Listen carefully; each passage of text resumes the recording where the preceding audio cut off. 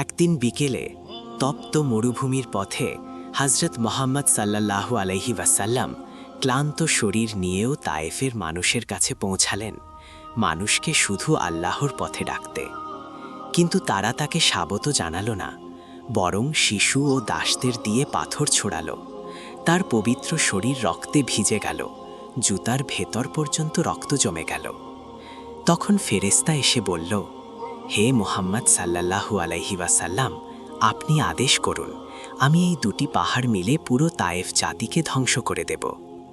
হযরত মুহাম্মদ সাল্লাল্লাহু আলাইহি ওয়াসাল্লাম মাথা তুলে নরম কণ্ঠে বললেন, না, আমি ধ্বংস চাই না।